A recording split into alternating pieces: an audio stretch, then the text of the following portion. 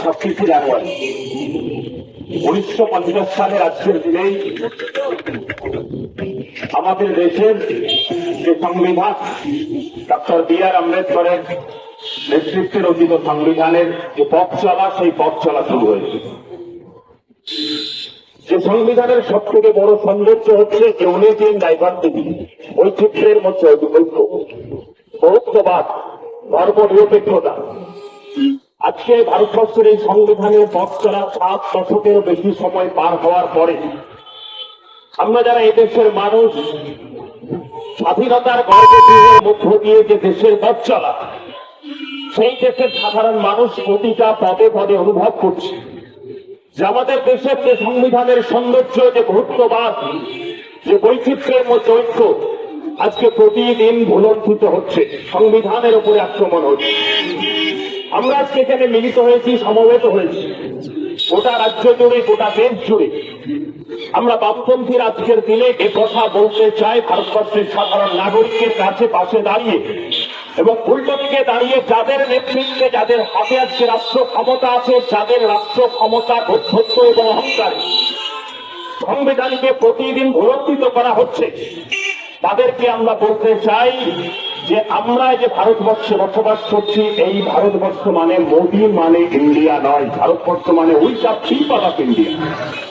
এই ভারতবর্ষ, যে ভারতবর্ষে একজন সাধারণ মানুষ তার খাদ্যের অধিকার, তার নিজের ভাষা বলবার অধিকার, নিজের মতো করে জীবন যাপন করবার অধিকার, এই অধিকার ভারতবর্ষের সংবিধান দিয়েছে।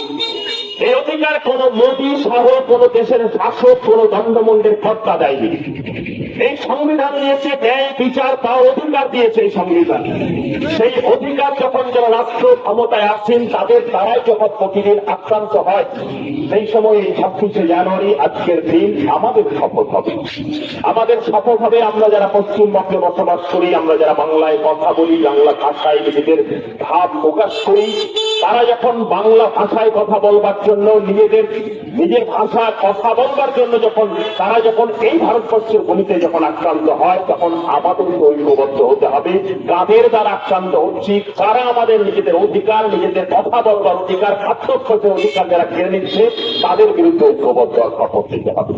আমাদেরকে শপথ নিতে হবে আজকে 26শে জানুয়ারি দাঁড়িয়ে থেকে গোটা বাংলা জুড়ে যারা প্রতিদিন আমাদের ন্যায় বিচারকে ভুলণ্ঠিত করছে, আর্জি করে অবয়া এখনো বিচার পায়নি, গোটা রাজ্য জুড়ে প্রতিদিন সাধারণ মানুষের গণতান্ত্রিক অধিকার ভুলণ্ঠিত হচ্ছে।